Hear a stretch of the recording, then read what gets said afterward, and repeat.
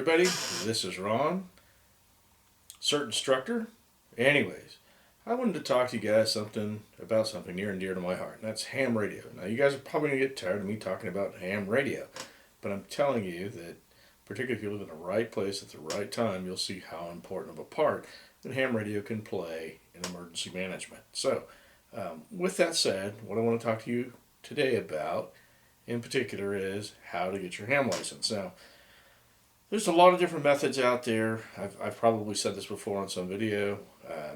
One of the ways you can buy a book and study. You know, you can read the materials. There are ham clubs out there that will put up a course, and you'll pay so much, you'll go through the course, and they're going to give you a study book and whatever else they do. So that's a good way. I'm not saying that's the only way, but that's what some people do. The other way to do it is, again, buy the book yourself, study, or get online and you can find free study programs. But what I'm going to do today is share with you that even if you only have $20, how you can become a ham radio operator. Now, here's the way it works.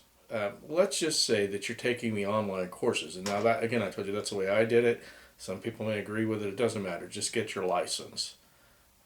And what I mean is you just keep taking those practice tests over and over and over again. What you want to do is remember a key word in the answer. It's all multiple choice. There's 400 questions in the poll. Don't let that scare you. Look for a key word. So for example, if it's a math problem, remember that that particular problem, when you see it, remember it's going to be multiply or whatever. And that's the way you do it. Now, you keep taking those tests over and over again. You're going to start seeing those same questions over and over again. There are some basic questions you're going to see. For example, what do you do if you're interfering with somebody else's electronics? You got to stop immediately broadcasting, try to resolve the situation. I mean, it's only common sense. Can you use ham radio in another country? No, unless you have permission. You know, a lot of it can be common sense. So those are kind of givens there. You'll see those. You'll probably remember them. So there's some ones that you're going to see that are basically common sense and you're going to know, but the other ones probably not. So again, look for that common word. Now with that said, again, how do we get a ham radio license? We have to go and we have to take a test. We have to register. So you're going to want to take your ID with you. And once you pass the test, they're going to tell you, they're going to probably send it in electronically, whatever, to the FCC. One of the questions on the test, remember this, it's another freebie for you, is that you cannot legally broadcast, even though you pass your ham test, until your name appears on the FCC's website. So once you go to the FCC's website, you type your name in, and it pops up and it shows your call sign, whatever, you can now legally broadcast. So you spent $15 to take the test. So when you're making somewhere between 85 and 95% on the test or more, you're ready to go take the test. That's what I did. I studied 1 month for my technician, took the test, missed one, went home. I was happy, and I decided, well, they're going to do another test next weekend in another location during Hamfest, and so I decided that I would study 1 week and go back and take my general. I studied 1 week and went back and passed my general. So within a week of passing my ham, I was general class. And I had people asking me about extras and the classes. I won't get into all of it, but it goes tech, you study for it, you pass, you get your general, you get your extra. The only advantage to having your extra is it's, we'll call it kind of elitist. They've got frequencies that only they themselves can be on. So as you pass, you get more frequencies and things that you could use. So for what we're going to be doing for the most part, in emergency management, a lot of times technician's good enough. That'll give you the ability to use repeaters and things. So, again, how do we get your license?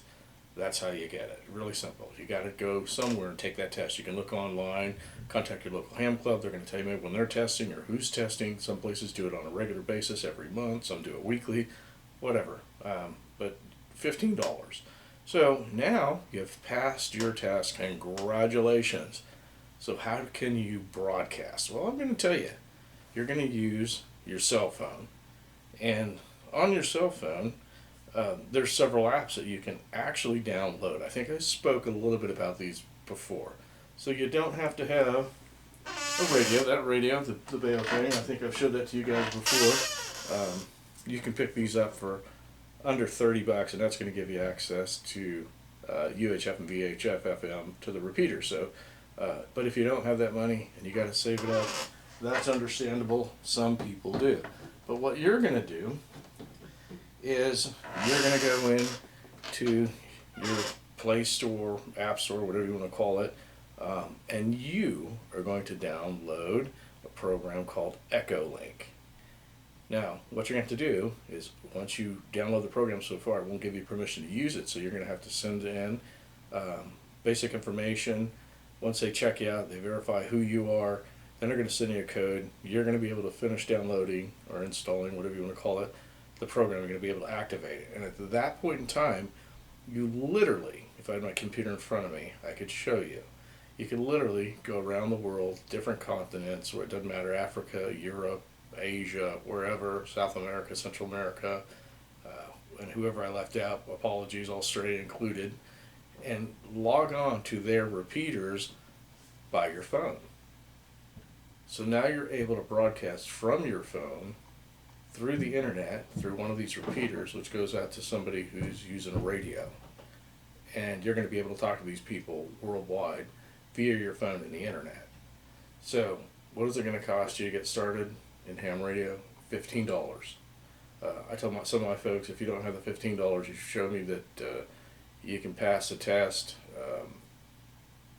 I'll give you the $15. And so most of my people that have done it, they've studied maybe about a month, maybe a little more, a couple of months, and gotten their licenses. But there's other programs out there too that you're going to be able to use on your phone. You're going to be able to get Peanut is one. Another one that you're going to be able to get APRS. So, there's two programs right there that you can actually communicate with people on. It's Peanut and EchoLink. APRS is going to track you, automatic packet reporting system. So it's going to send out packets. It's going to give somebody your location. This particular comes in handy if you're storm spotting. Especially we have found here in Oklahoma where when this weather's severe, everybody comes from all over and wants to chase these tornadoes or storms or whatever. And so we're able to tell exactly where our people are, those that are ham radio operations, in addition to the fact that they're going to have the red dot. But anyways, that's how you get your license for under $20, even without a radio. Under $20. It's not that hard. Really plays a big part in emergency communications when you're working either storm spotting or with emergency management. So again, later you can save us some money, get your Baofeng radio. But that's how you can get into ham radio for under $20. I want to thank you for your time. If you have any questions, feel free to email me, like and subscribe, and I'd like to see your comments. Thank you.